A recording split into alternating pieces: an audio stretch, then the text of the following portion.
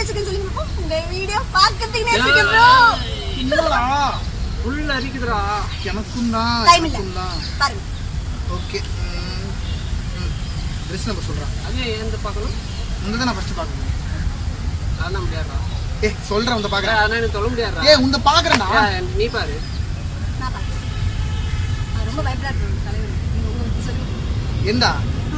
எந்த என் ஆளே பார்த்துட்டா நான் பாஸ் ஆயிட்டேன். இதுலயும் மாடா போய் சொல்லுவேன். என்னடா பண்றது? சரி சொல்லு.